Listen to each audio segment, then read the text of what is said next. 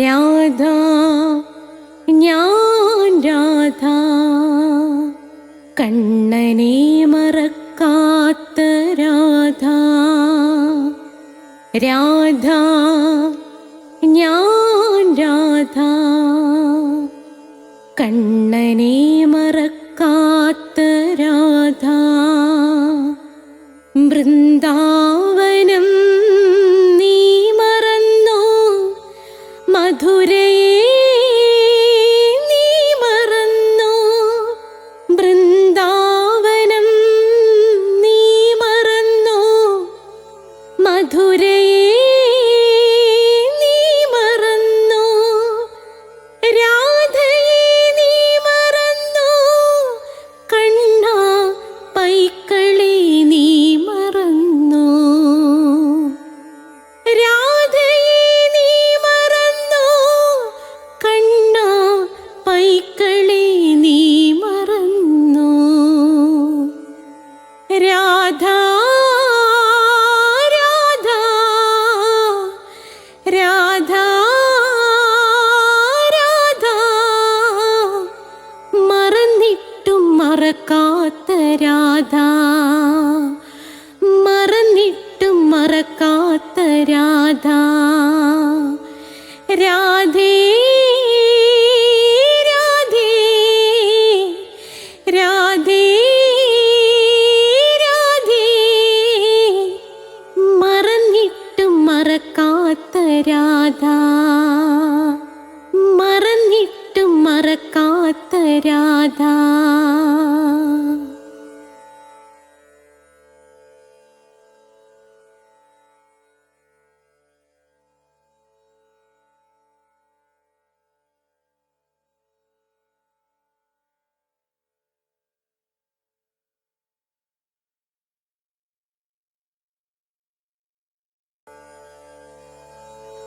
രാധ ഞാൻ രാധ കണ്ണനെ മറക്കാത്ത രാധ. രാധ ഞാൻ രാധ കണ്ണനെ മറക്കാത്ത രാധ. വൃന്ദാവനം നീ മറന്നോ, മധുരയെ നീ മറന്നോ. വൃന്ദാവനം നീ മറന്നോ, മധുരയെ നീ മറന്നോ. രാധേ രാധേ ഓ രാധേ രാധേ രാധേ രാധേ ഓ രാധേ രാധേ. രാധേ രാധേ എന്ന ചാനലിൻ്റെ ധർമ്മപദം ക്ലാസ്സിലേക്ക് എല്ലാ പ്രേക്ഷകർക്കും സ്വാഗതം. ഇന്ന് നമ്മൾ ധർമ്മപദം 5ാമത്തെ എപ്പിസോഡിലേക്ക് കടക്കുകയാണ്. ഈ പ്രപഞ്ചത്തിൽ ഇന്ന് കിട്ടാവുന്നതിൽ വെച്ച് ഏറ്റവും വില പിടിച്ച പുസ്തകമാണ് ധർമ്മപദം. ഞാൻ വില എന്നതുകൊണ്ട് ഉദ്ദേശിക്കുന്നത് രൂപ അല്ല, ഏറ്റവും മഹത്തരമായ പുസ്തകമാണ് ധർമ്മപദം. ആ ധർമ്മപദമാണ് നമ്മളിന്ന് ക്ലാസ്സിൽ അവതരിപ്പിക്കാൻ പോകുന്നത്. 5ാമത്തെ എപ്പിസോഡാണിത്. ഇതിനു മുമ്പുള്ളത് പ്ലേലിസ്റ്റിൽ കണ്ടിട്ടുണ്ട്. നമ്മുടെ ചാനലിൽ എന്തൊക്കെ ഉണ്ട് എന്നുള്ളതൊരു വീഡിയോ ആയിട്ട് കൊടുത്തിട്ടുണ്ടെങ്കിലും എല്ലാ തിങ്കളാഴ്ചയും നിങ്ങൾ നാരായണീയം കണ്ട് ആയുരാരോഗ്യ സൗഖ്യം നേടണം. ചൊവ്വാഴ്ചത്തെ രാധാജിയുടെ പ്രണയം, രാധയുടെ പ്രണയം കാണണം. വ്യാഴാഴ്ചത്തെ അഷ്ടപതി ക്ലാസ്സൊക്കെ നിങ്ങൾ കേൾക്കണം. ബുദ്ധനെക്കുറിച്ച് കേൾക്കാൻ ആഗ്രഹിക്കുന്നവർക്ക് ബുധനുണ്ട്. വെള്ളി ബുദ്ധൻ്റെ ധർമ്മപദമുണ്ട്.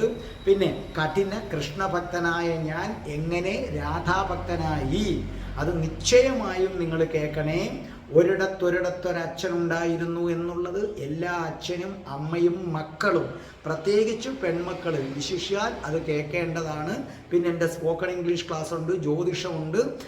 ജ്യോതിഷം ഓരോ മാസത്തിൽ ജനിച്ചവരുടെ ഫലം, നക്ഷത്രഫലമൊക്കെ ഉണ്ട്. സംശയമുള്ളവർക്ക് ഡിസ്ക്രിപ്ഷൻ ബോക്സിൽ എൻ്റെ നമ്പറുണ്ട്. 9645333999 എന്ന നമ്പറിലേക്ക് നിങ്ങൾ എന്നെ വിളിച്ചാൽ മതി. അപ്പം നമുക്ക് ധർമ്മപദത്തിൻ്റെ അടുത്ത ഇതിലേക്ക് നമുക്ക് കടക്കാം. ഓം മഹാഗണപതയേ നമഃ. ഓം മണിപത്മേ ഹും രാധായേ സ്വാഹ. രാധേ രാധേ ഓ രാധേ രാധേ രാധേ രാധേ ഓ രാധേ രാധേ രാധേ രാധേ ഓ രാധേ രാധേ രാധേ രാധേ ഓ രാധേ രാധേ രാധേ രാധേ ഓ രാധേ രാധേ രാധേ രാധേ ഓ രാധേ രാധേ. ബർസാനെ വാലി രാധാറാണി കീ ജയ്. എൻ്റെ മാതാവ് രാധാറാണി കീ ജയ്. എനിക്ക് സർവ്വ ഐശ്വര്യങ്ങളും വാരിക്കോരി തരുന്ന എൻ്റെ പൊന്ന് രാധാറാണി അമ്മ കീ ജയ്. എന്നെ സർവ്വ പാപങ്ങളിൽ നിന്നും മോചിപ്പിക്കുന്ന രാധാറാണി അമ്മ കീ ജയ്. എനിക്ക് രോഗങ്ങൾ വരാതെ കാത്തുരക്ഷിക്കുന്ന രാധാറാണി അമ്മ കീ ജയ്. ഞാൻ ഈ പറയുന്ന ശ്ലോകം ഏറ്റവും ഒടുവിൽ പ്രത്യേകമായിട്ട് വീഡിയോ ആക്കി നമ്മൾ കൊടുത്തിട്ടുണ്ട്. അത് നിങ്ങൾ കണ്ടാൽ നിങ്ങൾക്കിത് എഴുതിയെടുക്കാൻ പറ്റും. നിങ്ങളത് പോസ്റ്റ് ചെയ്തിട്ട് സ്ക്രീൻഷോട്ട് എടുത്താൽ മതി. സ്ക്രീൻഷോട്ട് എടുത്തു കഴിഞ്ഞാൽ നിങ്ങൾക്ക് പ്രിൻ്റ് എടുക്കാം. അപ്പോൾ ഇന്ന് എന്താ പറഞ്ഞിരിക്കുന്ന ശ്രീബുദ്ധൻ? വളരെ പ്രധാനപ്പെട്ട ശ്ലോകം. അസത്യത്തെ സത്യമായും സത്യത്തെ അസത്യമായും തെറ്റായി ഗ്രഹിക്കുന്നത് മൂലം നിങ്ങൾ ഹൃദയത്തെ മറികടന്നുകൊണ്ട് സ്വയം ആഗ്രഹങ്ങൾക്ക് കീഴ്പ്പെട്ടു പോകുന്നു. ഹൃദയത്തിനകത്തേക്ക് നോക്കുക, സ്വന്തം പ്രകൃതത്തെ പിന്തുടരുക. ഇത് നമുക്ക് ഇംഗ്ലീഷിലോട്ടാണെന്നുണ്ടെങ്കിൽ അതാണ് ഈ വാക്കുകളൊക്കെ നിങ്ങൾ എഴുതിയെടുക്കണം. ധർമ്മപദം തീരുമ്പോൾ നിങ്ങൾക്ക് നിശ്ചയമായും ഇംഗ്ലീഷ് സംസാരിക്കാൻ ആവശ്യമായ വൊക്കാബുലറി വരും. Mistaking the false, FALS, mistaking തെറ്റിദ്ധരിക്കുക, ദ ഫോൾസ് അതായത് അൺട്രൂത്ത് തെറ്റ്, ഫോർ ദ ട്രൂ സത്യത്തെ ഫോൾസ് ആണ് തെറ്റാണെന്ന് ധരിക്കുന്നു, and the true for the false സത്യമാകട്ടെ തെറ്റാണെന്നും ധരിക്കുന്നു. യു ഓവർലുക്ക്, നിങ്ങൾ ഓവർലുക്ക് എന്ന് പറയും. ഓവർലുക്ക് അർത്ഥം എഴുതി വെച്ചോളണം. OVER, കാണാതെ പോവുക, ശ്രദ്ധിക്കാതെ പോവുക, കണ്ടില്ലെന്ന് നടിക്കുക. 3 അർത്ഥം ഉണ്ട് അങ്ങനെ. നമ്മൾ കാണാതെ പോവുക, നമ്മൾ ശ്രദ്ധിക്കാതെ പോവുക, കണ്ടില്ലെന്ന് നടിക്കുക. The heart and fall yourself with desire, look into your heart, follow your nature. അപ്പോൾ ഇവിടെ എന്താ പറഞ്ഞിരിക്കുന്നത്? ബുദ്ധൻ പറഞ്ഞിരിക്കുന്നത് അസത്യത്തെ സത്യമായും സത്യത്തെ അസത്യമായും തെറ്റായി ഗ്രഹിക്കുന്നത് മൂലം നിങ്ങൾ ഹൃദയത്തെ മറികടന്നുകൊണ്ട് സ്വയം ആഗ്രഹങ്ങൾക്ക് കീഴ്പ്പെട്ടു പോകുന്നു. ഹൃദയത്തിനകത്തേക്ക് നോക്കുക, സ്വന്തം പ്രകൃതത്തെ കാണാൻ. ആ അവസാനത്തെ വരി വളരെ പ്രധാനപ്പെട്ടതാണ്. ഹൃദയത്തിനകത്തേക്ക് നോക്കുക, സ്വന്തം നമ്മുടെ ഹൃദയത്തിനകത്തേക്ക് നോക്കുക, സ്വന്തം പ്രകൃതത്തെ നമ്മൾ പിന്തുടരുക. ശ്രദ്ധിച്ചു കേട്ടെ, ബുദ്ധൻ ഇവിടെ പറയുന്നത് ഇത്രയേ ഉള്ളൂ. ഈ പ്രപഞ്ചത്തിൽ ഒരു സത്യമുണ്ട്, പക്ഷേ നമ്മൾ മനുഷ്യർ ആ സത്യം കണ്ടിട്ട് അസത്യമാണെന്ന് തെറ്റിദ്ധരിച്ചാണ് ജീവിക്കുന്നത്. ഇനി അസത്യങ്ങൾ കുറേ ഉണ്ട് ഈ പ്രപഞ്ചത്തിൽ. ഈ അസത്യങ്ങളൊക്കെ കണ്ടിട്ട് നമ്മൾ അതൊക്കെ സത്യമാണെന്ന് തെറ്റിദ്ധരിക്കുന്നു. അതുമൂലം നമുക്ക് എന്താണ് സംഭവിക്കുന്നത്? നമ്മൾ നമ്മുടെ ഹൃദയത്തിലേക്ക് നോക്കുന്നില്ല, പകരം നമ്മൾ ശിരസിന് ഉപയോഗിക്കുന്നു എന്നാണ് പറയുന്നത്, അല്ലേ? എന്താണ് ഹൃദയവും ശിരസും തമ്മിലുള്ള വ്യത്യാസം? വളരെ അറിയേണ്ട ഒരു കാര്യമാണ്. ഹൃദയവും ശിരസും തമ്മിൽ എന്താണ് വ്യത്യാസം? ഹൃദയം അങ്ങേയറ്റം പരിശുദ്ധമാണ്. എന്തുകൊണ്ട്? ഹൃദയം എപ്പോഴും വർത്തമാനത്തിലാണ് നിൽക്കുന്നത്. ഹൃദയം ഇപ്പം പോയതിനെ കുറിച്ച് ചിന്തിക്കുന്നില്ല. ഹൃദയം വർത്തമാനത്തിൽ മിടിച്ചുകൊണ്ടിരിക്കുകയാണ്. ഇന്നലത്തേക്ക് വേണ്ടി ഇന്നിനി മിടിക്കാൻ പറ്റില്ല, നാളത്തേക്ക് വേണ്ടിയും അത് മിടിക്കുന്നില്ല. വർത്തമാനത്തിൽ മാത്രം അത് മിടിച്ചുകൊണ്ടിരിക്കുകയാണ്.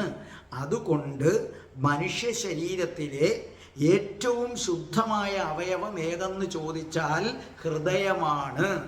അതുപോലെ ഭൂതത്തിലും ഭാവിയിലും ഒന്നും ഭ്രമിക്കാതെ ഹൃദയത്തെ പോലെ വർത്തമാനത്തിൽ ആ ജീവിക്കുന്ന നിമിഷത്തെക്കുറിച്ച് മാത്രം അതിനെക്കുറിച്ച് മാത്രം വിചാരിക്കുന്നവനാരോ അവനും ഏറ്റവും പരിശുദ്ധനായി മാറുന്നു.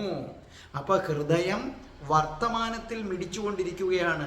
ഞാനിപ്പോൾ ഈ വീഡിയോ റെക്കോർഡ് ചെയ്യുമ്പോൾ മണി രാത്രി 9:50 ആ 9:50 ഹൃദയം മിടിച്ചുകൊണ്ടിരിക്കുകയാണ്. അതൊരിക്കലും 9:30 ചിന്തിക്കുന്നില്ല. നാളെ രാവിലത്തെ 9:30 ചിന്തിക്കുന്നില്ല. അത് വർത്തമാനത്തിൽ മാത്രം. ശിരസ്സാകട്ടെ പാണ്ഡിത്യത്തിൻ്റെ കേന്ദ്രമാണ്. നിങ്ങൾ MA ആയിരിക്കും, PhD ആയിരിക്കാം, ഉന്നത ബിരുദങ്ങൾ എടുക്കാം. അതെല്ലാം കൂടെ നിങ്ങളുടെ തലയ്ക്കകത്ത് കയറ്റി നിങ്ങൾ അഹങ്കാരിയായി മാറുന്നു. പാണ്ഡിത്യം കൂടുന്നതിനനുസരിച്ച് നിങ്ങൾക്ക് തർക്കിക്കാനുള്ള വാസന കൂടുന്നു. അപ്പം ശിരസ് മലീമസമാണ്.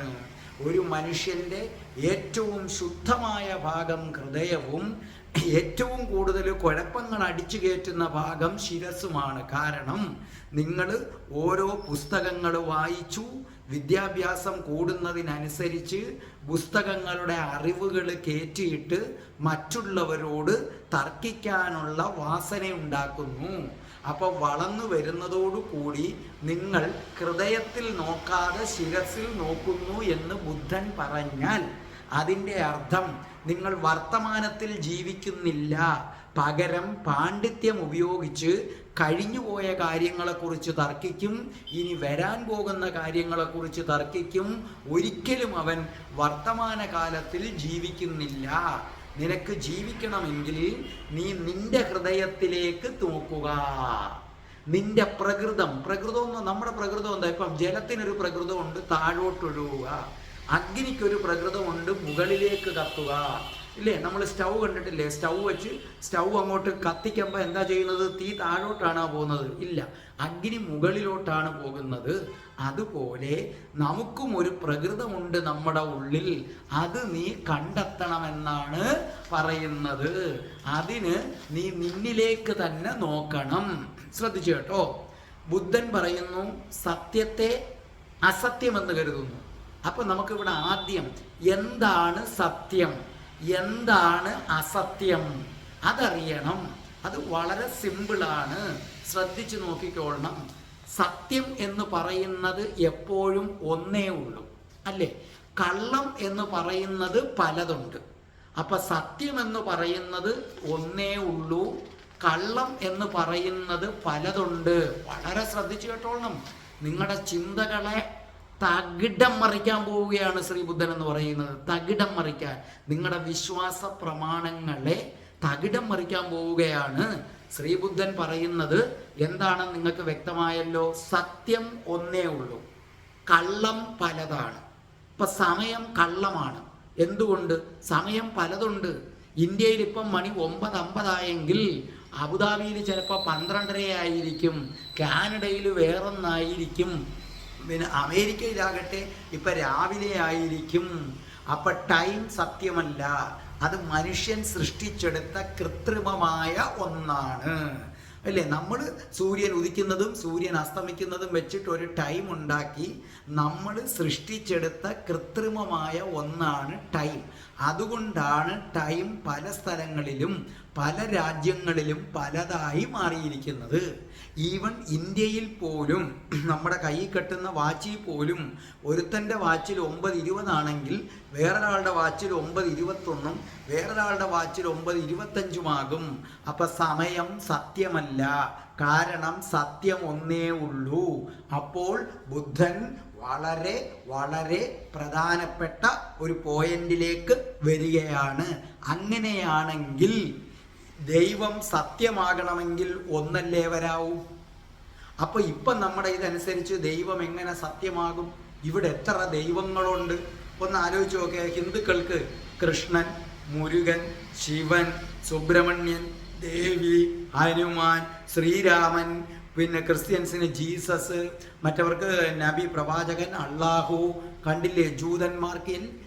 അപ്പൊ എത്ര ദൈവമുണ്ട്? അപ്പൊ അങ്ങനെ ആയതുകൊണ്ട് സത്യം എപ്പോഴും ഒന്നേ വരൂ, പലത് വരുന്നത് കള്ളം. അതുകൊണ്ട് ബുദ്ധൻ പറയുന്നു നിങ്ങളിപ്പോൾ ഏതേത് ദൈവങ്ങളെയൊക്കെ ആരാധിക്കുന്നു, ഇത്രയും ദൈവങ്ങൾ ഒരിക്കലുമില്ല, സത്യത്തിന് ഒരു രൂപമേ ഉള്ളൂ. അതുകൊണ്ട് ഇതെല്ലാം കള്ളമാണ്. ഇത് സകലതും കള്ളമാണ് എന്ന് പറയുന്നു. അതുകൊണ്ടാണ് ഇത് മനസ്സിലാക്കിയിട്ടാണ് മുഹമ്മദ് ദൈവത്തിൻ്റെ എല്ലാത്തരം വിഗ്രഹങ്ങളെയും അദ്ദേഹം എതിർത്തത്. അതുകൊണ്ടാണ് അദ്ദേഹത്തിൻ്റെ നാട്ടുകാർക്ക് 365 ദൈവങ്ങളുണ്ടായിരുന്നു. ഒരു ദിവസം ഒരു ദൈവം വെച്ച് ഒരു വർഷത്തിൽ അത്രയും. അതുകൊണ്ടാണ് ഭൂമുഖത്തെ ഏറ്റവും വലിയ ക്ഷേത്രങ്ങളിൽ ഒന്നായിരുന്നു അക്കാലത്തെ കൗബ എന്ന് പറയുന്നത്. മനസ്സിലെ ഭൂമുഖത്തെ അക്കാലത്ത് അദ്ദേഹത്തിൻ്റെ കാലത്ത് എന്താണ് കൗബ എന്ന് പറയുന്നത് ഭൂമുഖത്തെ ഏറ്റവും വലിയ ക്ഷേത്രങ്ങളിൽ ഒന്നായിരുന്നു. അവിടെ 365 ദൈവങ്ങളാണ് ഉണ്ടായിരുന്നത്. ദൈവങ്ങൾക്കായിട്ടാണ് അത് ഉണ്ടായിരുന്നത്. അതുകൊണ്ടാണ് മുഹമ്മദ് ആ ബിംബങ്ങളെല്ലാം എല്ലാം തച്ചുടച്ചത്. കാരണം എന്തുകൊണ്ട്? അദ്ദേഹം മഹാനാണ്. അദ്ദേഹത്തിനറിയാം സത്യം ഒന്നേ ഉള്ളൂ. അപ്പൊ ഈ 365 എങ്ങനെ വരുന്നു? വളരെ ഉത്തമമായ പ്രകൃതിയാണ്. അദ്ദേഹം പറഞ്ഞത് ഇത്രയേ ഉള്ളൂ, ദൈവം എന്ന് പറയുന്നത് സത്യമാണ്. സത്യമായതുകൊണ്ട് അത് ഒന്നേ ഉള്ളൂ, പലതില്ല. അതുകൊണ്ടാണ് അദ്ദേഹം ആ വിഗ്രഹങ്ങളൊക്കെ ഇല്ലാതാക്കി വിഗ്രഹ ആരാധനയെ എതിർത്തത്. അദ്ദേഹം ആദരണീയനാണ്, മഹാനാണ്, ആ സത്യം മനസ്സിലാക്കിയ ആളാണ്. അപ്പോൾ എന്താ പറഞ്ഞിരിക്കുന്നത്? അപ്പോൾ സത്യം ഒന്നേ ഉള്ളൂ എന്ന സ്ഥിതിക്ക് നിങ്ങൾ പല പല ദൈവങ്ങളെ പൂജിക്കുന്നതും പല പല ദൈവങ്ങളെ ആരാധിക്കുന്നതും ഇതെല്ലാം എന്താകുന്നു? അസത്യമാകുന്നു. അപ്പൊ ബുദ്ധൻ പറഞ്ഞ ഒന്നാമത്തെ പോയിന്റ് നോക്കിക്കോളണം. നിങ്ങൾ അസത്യത്തെ സത്യമായി കാണുന്നു. അതെ, ഇഷ്ടം പോലെ ദൈവം എന്നത് അസത്യമാണ്. ഒരിക്കലും ഭൂമിയിൽ ഇത്രയും കൂടുതൽ ദൈവങ്ങൾ വരില്ല, അത് അസത്യം. പക്ഷെ നിങ്ങൾ അതിനെ എന്തായി കാണുന്നു? സത്യമായി കാണുന്നു. സത്യം ഒന്നേ ഉള്ളൂ, ഒരെണ്ണവേ ഉള്ളൂ ദൈവം. ആ സത്യത്തെ നിങ്ങൾ എന്തായി കാണുന്നു? ഇപ്പൊ നിങ്ങളുടെ അടുത്ത് പറഞ്ഞാൽ നിങ്ങൾ സമ്മതിക്കൂ? ഒറ്റ ദൈവമേ ഉള്ളൂ, ഈ കൃഷ്ണനും മുരുകനും ജീസസും മറ്റും എല്ലാം കുഴപ്പമാണ്, കള്ളമാണെന്ന് പറഞ്ഞാൽ ആരെങ്കിലും വിശ്വസിക്കുമോ? ഇല്ല. പക്ഷേ ഇത് മനസ്സിലാക്കിയ ഒരു ഫാദർ ഉണ്ടായിരുന്നു, ഇല്ലേ? എന്താണ് അദ്ദേഹത്തിന്റെ പേരെന്ന് പറയുന്നത്? ആബേലച്ചൻ. അദ്ദേഹം വളരെ സുന്ദരമായിട്ട് തന്നെ അതിനെക്കുറിച്ച് പറഞ്ഞിട്ടുണ്ട്, ഇല്ലേ? നമ്മളെല്ലാം ഓരോരോ ഈശ്വരനെ തേടുകയാണ്. ഈശ്വരനെ തേടി ഞാൻ നടന്നു, കടലുകൾ കടന്നു ഞാൻ തിരഞ്ഞു, അവിടെയുമില്ലിവിടെയുമില്ലീശ്വരൻ, വിജനമായ ഭൂവിലുമില്ലീശ്വരൻ. ഈശ്വരനെ തേടി ഞാൻ നടന്നു, കടലുകൾ കടന്നു ഞാൻ തിരഞ്ഞു, എവിടെയാണ് ഈശ്വരൻ്റെ കാൽപ്പാടുകൾ? മണ്ണിലൊക്കെ ഞാൻ തേടിക്കണ്ടില്ല. എവിടെയാണ് ഈശ്വരൻ്റെ കാൽപ്പാടുകൾ? മണ്ണിലൊക്കെ ഞാൻ തേടിക്കണ്ടില്ല. എവിടെയാണ് ഈശ്വരൻ്റെ സുന്ദരാലയം? വിണ്ണിലൊക്കെ ഞാൻ തേടി കണ്ടില്ല. കണ്ടോ? ആബേലച്ചൻ പറഞ്ഞത് ഒരു വലിയ ബുദ്ധന്റെ സത്യമാണ്. ബുദ്ധൻ പറഞ്ഞതാണ്, ഈശ്വരനെ തേടി ഞാൻ അലഞ്ഞു, ഈശ്വരനെ തേടി ഞാൻ നടക്കുകയാണ്, ഈശ്വരനെ തേടി ഞാൻ അമ്പലത്തിൽ പോയി, ഞാൻ ചേർച്ചിൽ പോയി, ഞാൻ മോസ്കിൽ പോയി. ഈശ്വരനെ തേടി ഇനി അലയാൻ ഒരു സ്ഥലമില്ല, എവിടെയുമില്ല ഈശ്വരൻ, അവിടെയുമില്ല ഈശ്വരൻ. ഞാൻ ക്ഷേത്രത്തിൽ ചെന്ന് അവിടെയുമില്ല, പള്ളിയിൽ ചെന്ന് ചേർച്ചിൽ ചെന്ന് അവിടെയുമില്ല, മോസ്കിൽ ചെന്ന് അവിടെയുമില്ല. ഈശ്വരൻ്റെ കാൽപ്പാടുകൾ എവിടെയാണെന്ന് തേടി, എന്നിട്ട് എവിടെയും എന്തില്ല, ഈശ്വരൻ്റെ കാൽപ്പാടുകൾ ഞാൻ കണ്ടില്ല. അതാണ് ബുദ്ധൻ പറഞ്ഞത്. അപ്പോൾ ബുദ്ധൻ പറഞ്ഞ ഒന്നാമത്തെ സത്യം എന്ന് പറയുന്നത് ഇത്രയേ ഉള്ളൂ, സത്യം ഒന്നേ ഉള്ളൂ, പലതില്ല. അങ്ങനെയാണെങ്കിൽ നിങ്ങൾ ആരാധിക്കുന്ന പല പല ദൈവങ്ങൾ, ഇത്രയും ദൈവങ്ങളുണ്ടെന്ന് പറഞ്ഞാൽ അത് അസത്യം. കാരണം കള്ളം മാത്രമാണ് ഒന്നിൽ കൂടുതൽ വരുന്നത്. അപ്പൊ ഇത്രയും കൂടുതൽ ദൈവങ്ങളെ ആരാധിക്കുന്നത് തെറ്റ്. അപ്പൊ ഇനി എന്ത് വേണമെന്നൊക്കെ ഒരു ചോദ്യം വരും, ഞാൻ അതിലേക്ക് വരാം. 2 പുസ്തകം, ഇല്ലേ? മതഗ്രന്ഥങ്ങള്, സത്യം ഒന്നേ ഉള്ളൂ. പക്ഷെ ഇവിടെ എത്ര മതഗ്രന്ഥങ്ങളാണുള്ളത്? എത്ര മതഗ്രന്ഥങ്ങളാണുള്ളത് ആലോചിച്ച് നോക്കിയാൽ. ഹിന്ദുക്കൾക്ക് തന്നെ എത്ര മതഗ്രന്ഥങ്ങളാണുള്ളത്. ഭഗവത്ഗീതയുണ്ട്, രാമായണമുണ്ട്, ഭാഗവതമുണ്ട്, ശിവപുരാണമുണ്ട്, ഗണപതിയുടെ പുരാണമുണ്ട്, സുബ്രഹ്മണ്യ പുരാണമുണ്ട്, വേദങ്ങളുണ്ട്, ഉപനിഷത്തുകളുണ്ട്. ക്രിസ്ത്യൻസിനെ കണക്ക് ബൈബിളുണ്ട്, പുതിയ നിയമമുണ്ട്, പഴയ നിയമമുണ്ട്, ഖുറാനുണ്ട്. അപ്പൊ ബുദ്ധന്റെ ചോദ്യം അതാണ്, ഇതെങ്ങനെ വരുന്നു? സത്യം ഒന്നേ ഉള്ളൂ, സത്യം ഒന്നേ ഉള്ളൂ. അങ്ങനെയാണെങ്കിൽ ഈ പ്രപഞ്ചത്തിൽ എന്തെങ്കിലും ഒരു വിശുദ്ധ ഗ്രന്ഥമുണ്ടെങ്കിൽ അത് ഒന്നേ വരൂ. അതുകൊണ്ടാണ് ഓരോ മതക്കാരും ഞങ്ങടതാ ഞങ്ങടതാ എന്ന് പറയുന്നത്. കാരണം ഈ സത്യം മനസ്സിലാക്കിയിട്ടാണ്. ഒന്നേ വരൂ, ഒറ്റ ഒരെണ്ണവേ വരൂ. അങ്ങനെ വരുമ്പോൾ എന്താ പറയുന്നത്? അപ്പോൾ ബുദ്ധൻ നമ്മുടെ ചിന്തകളെ തകിടം മറിക്കുകയാണ്. ഇത്രയും ദൈവങ്ങൾ അതില്ല, ഇത്രയും ഗ്രന്ഥങ്ങൾ അതില്ല, ഗീതയും ബൈബിളും ഖുറാനും ഇതൊന്നും എന്താണ്, എങ്ങനെയാണ് ഇത്രയും പലതുണ്ടാകുന്നത്? അതില്ല. അപ്പോൾ ഇവിടെ ബുദ്ധൻ നിങ്ങളെ ഞെട്ടിപ്പിക്കുന്ന വലിയ ഒരു സത്യം നിങ്ങളുടെ മുന്നിൽ ബുദ്ധൻ അവതരിപ്പിക്കുകയാണ്. അതായത് ബുദ്ധൻ ഇതാണ് പറയുന്നത്, നിങ്ങൾക്ക് ദൈവത്തെ വേണമെന്ന് ആഗ്രഹമുണ്ടോ? യഥാർത്ഥ ഈശ്വരൻ എന്താണ്, ആ സത്യം മനസ്സിലാക്കണമെന്നുണ്ടോ? അങ്ങനെ ഉണ്ടെങ്കിൽ നിങ്ങൾ ആദ്യം നിങ്ങളുടെ മതഗ്രന്ഥങ്ങളെയും 16,000 ദൈവങ്ങളെയും ഉപേക്ഷിക്കുക. നല്ലതുപോലെ മനസ്സിലായില്ലേ? നിങ്ങൾക്ക് മതഗ്രന്ഥങ്ങളിൽ ഒരു ഈശ്വരനെ പറഞ്ഞു തന്നിട്ടുണ്ട്, അതല്ല ഈശ്വരൻ എന്നാണ് ശ്രീബുദ്ധൻ പറയുന്നത്. അദ്ദേഹം പറയുന്നു, ഞാൻ ദൈവീകതയെ സാക്ഷാത്കരിച്ച ഒരാളാണ്. നിങ്ങളുടെ മതഗ്രന്ഥങ്ങളിൽ പറയുന്നതല്ല ഈശ്വരൻ. മതഗ്രന്ഥങ്ങൾക്ക് പ്രാധാന്യം കൊടുക്കുന്നത് പുരോഹിതര് അവർക്ക് ജീവിക്കാൻ വേണ്ടിയും നമ്മളെ അവരുടെ വരുതിക്ക് നിർത്തുന്നതിന് വേണ്ടിയുമാണ്. അപ്പം ബുദ്ധൻ പറയുന്നത് ഇത്രയേ ഉള്ളൂ, നിങ്ങൾക്ക് ഈശ്വരൻ എന്ന സത്യത്തെ തിരിച്ചറിയണമെന്നുണ്ടെങ്കിൽ ഇങ്ങനെ 33 കോടി ദൈവങ്ങളെയൊക്കെ ആരാധിക്കുന്നത് നിങ്ങൾ നിർത്തുക.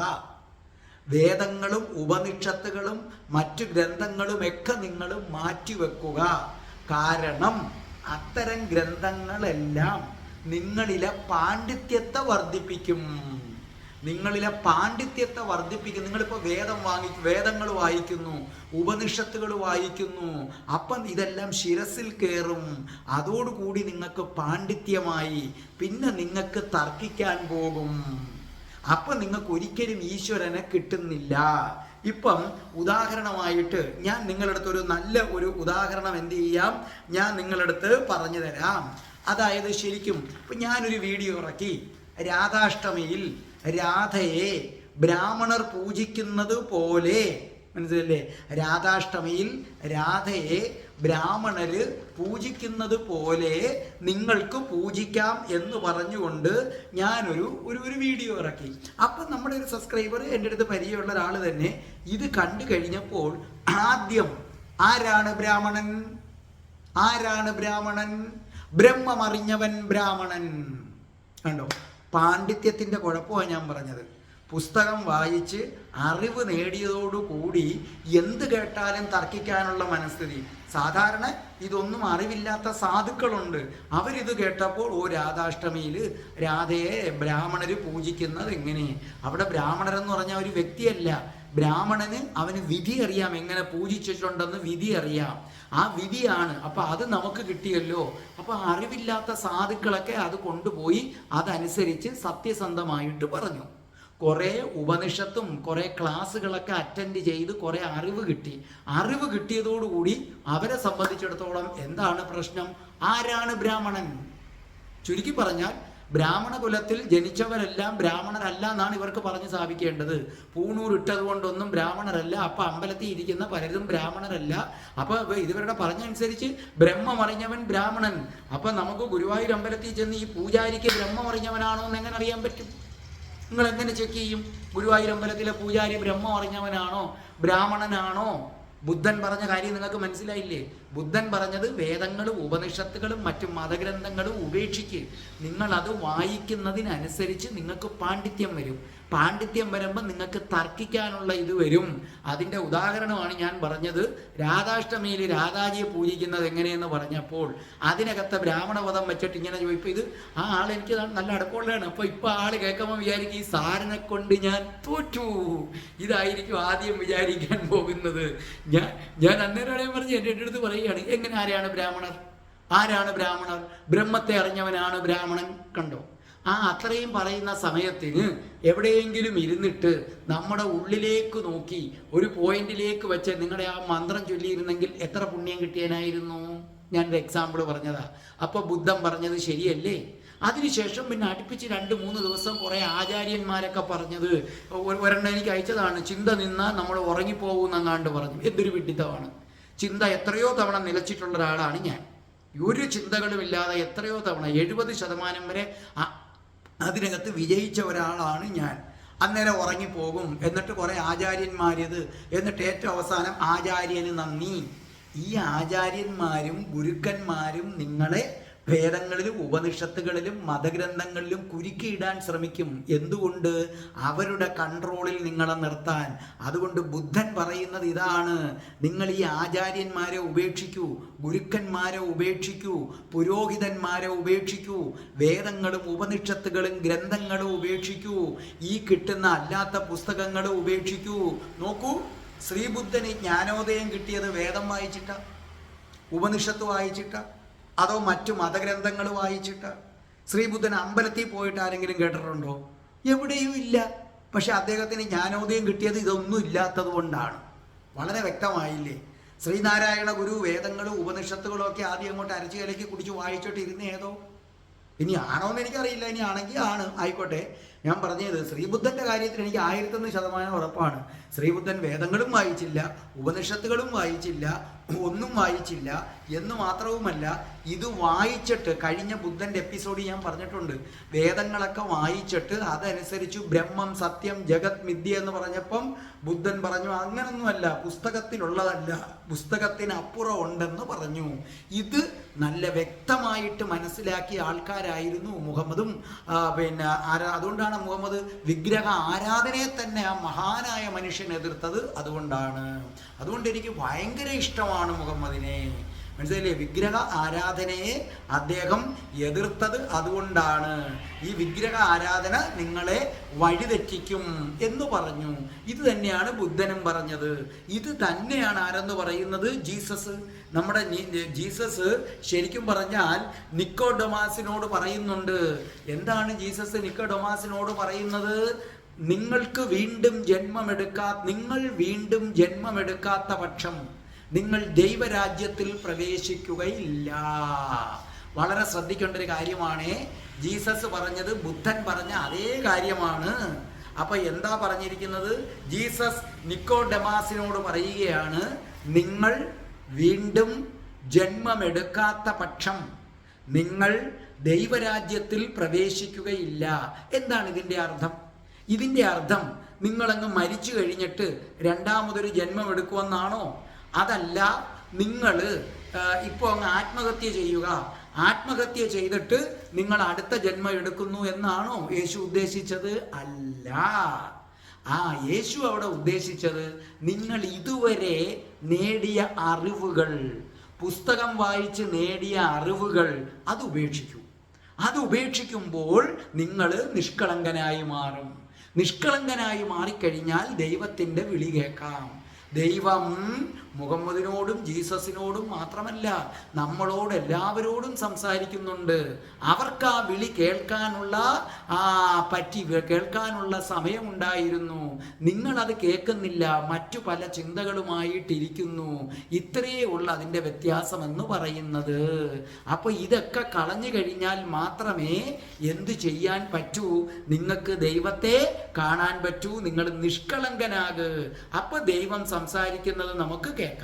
അപ്പൊ ബുദ്ധൻ പറയുന്നത് ഇത്രയേ ഉള്ളൂ. ബുദ്ധൻ പറയുന്നത് സത്യം ഒന്നേ ഉള്ളൂ.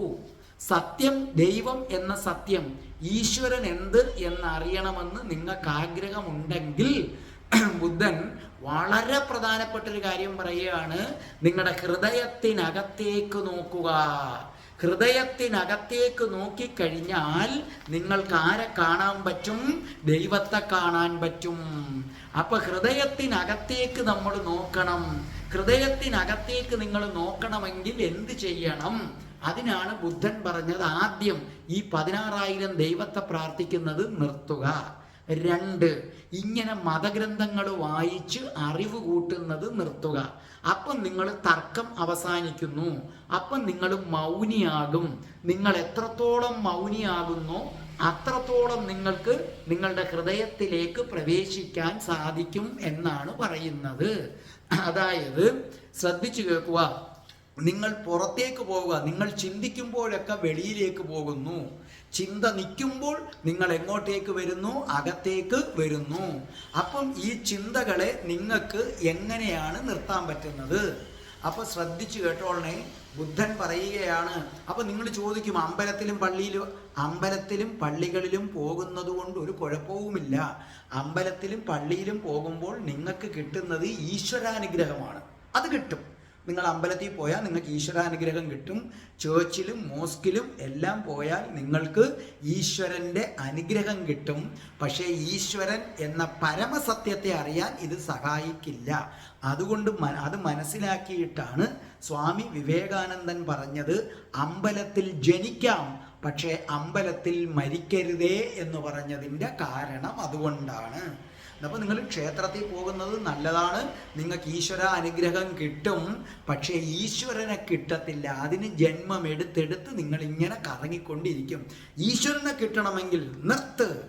10,000-16,000 ദൈവങ്ങളെ ധ്യാനിക്കുന്നത് ഒക്കെ നിർത്ത്. അത് നിർത്തുക മാത്രമല്ല, മതഗ്രന്ഥങ്ങൾ ഉപേക്ഷിക്കുക. ഇത് ചെയ്തു കഴിഞ്ഞാൽ നിങ്ങൾക്ക് അപ്പം തന്നെ ജ്ഞാനോദയം കിട്ടും. അങ്ങനെ കിട്ടിയ ആളാണ് ബുദ്ധൻ. അങ്ങനെ കിട്ടിയവരാണ് അനേകം സെൻ ഗുരുക്കന്മാരെന്ന് പറയുന്നത്. അപ്പോൾ നമ്മൾ ഇതൊക്കെ നിർത്തിയതിന് ശേഷം അപ്പോൾ നമ്മൾ ചോദിക്കും, അമ്പലത്തിലും പള്ളിയിലും മതഗ്രന്ഥങ്ങളും മാറ്റി നിർത്തിയിട്ട് നമ്മൾ എന്ത് ചെയ്യണം? വളരെ സിമ്പിൾ. അത് ഞാൻ ഇതിനു മുമ്പേ പറഞ്ഞിട്ടുണ്ട്. ചിന്തകൾ ഇല്ലാതായാൽ ആ നിമിഷം നിങ്ങൾക്ക് നിങ്ങൾ ആരാണെന്ന്, നിങ്ങളുടെ ഉള്ളിലിരിക്കുന്ന ആളാരാണെന്ന് മനസ്സിലാകും. ദൈവം നിങ്ങളുടെ ഉള്ളിലുണ്ട്. നിങ്ങളോട് സംസാരിക്കുന്നത് നിങ്ങൾക്ക് കേൾക്കാനായിട്ട് സാധിക്കും. അപ്പൊ ചിന്തകൾ നിൽക്കാൻ എന്താ ചെയ്യേണ്ടത്? ഓരോ പ്രവൃത്തിയും ആത്മാർത്ഥമായി ചെയ്താൽ മതി, ബോധപൂർവം.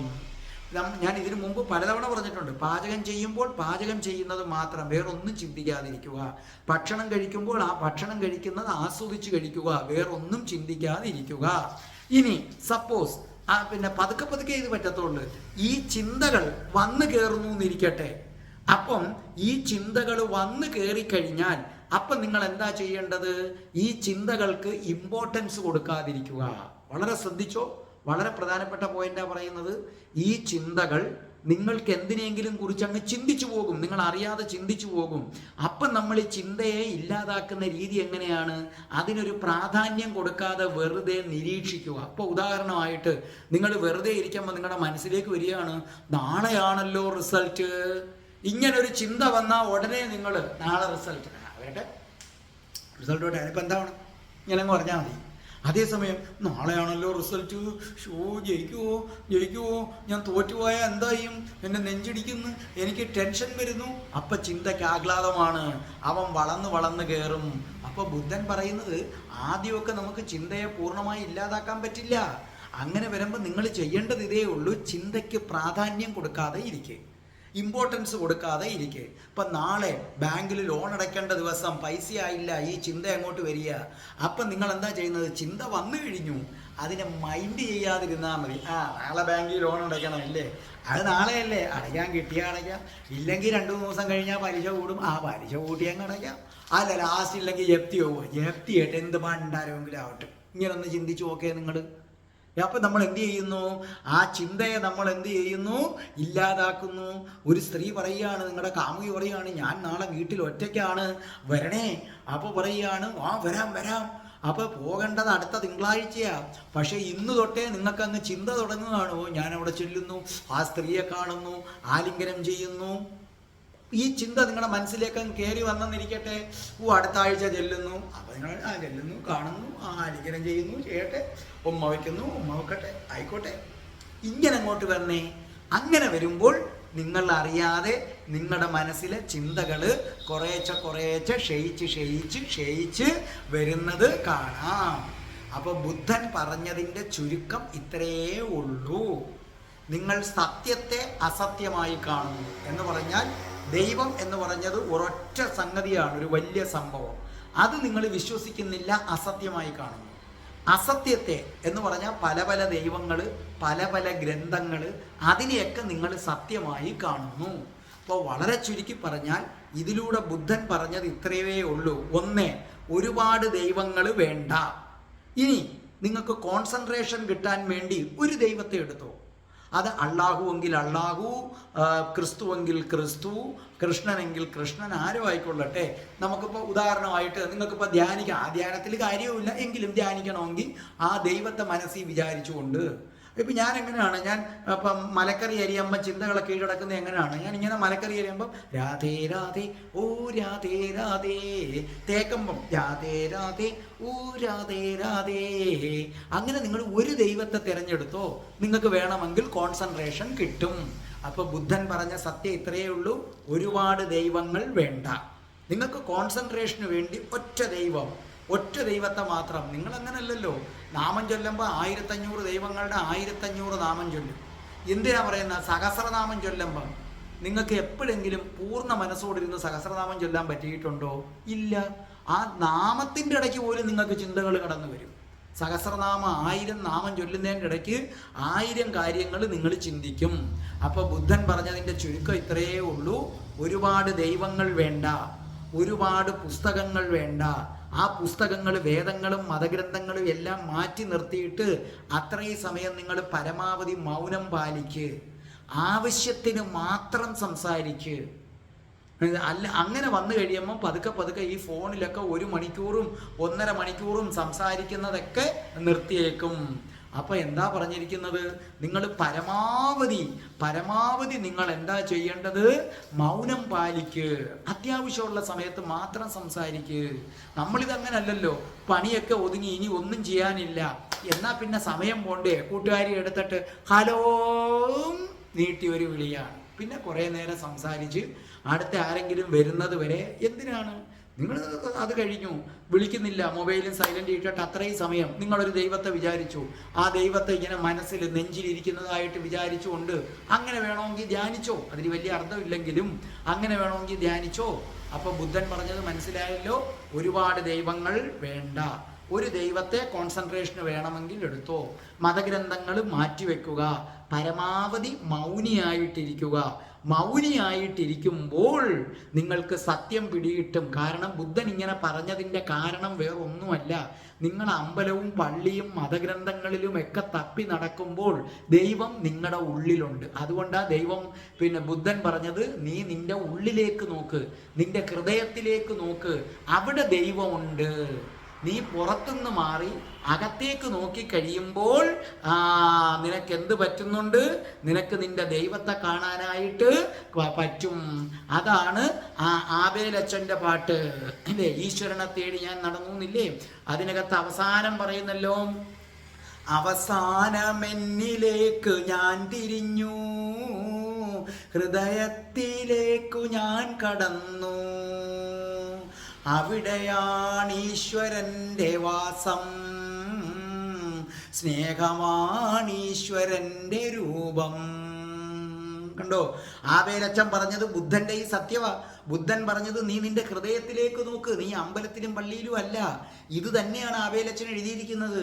അവസാനമെന്നിലേക്ക് ഞാൻ തിരിഞ്ഞു, ഹൃദയത്തിലേക്കു ഞാൻ കടന്നു, അവിടെയാണ് ഈശ്വരൻ്റെ വാസം, സ്നേഹമാണ് ഈശ്വരൻ്റെ രൂപം.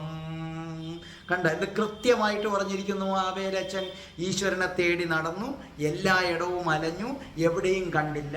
അപ്പോൾ ബുദ്ധൻ പറഞ്ഞു, ബുദ്ധൻ്റെ പറച്ചിലിതാണ്, ഈശ്വരനെ തേടി അലയണ്ട, നിനക്ക് ഈശ്വര അനുഗ്രഹം വേണമെങ്കിൽ നീ അമ്പലത്തിൽ പൊക്കോ.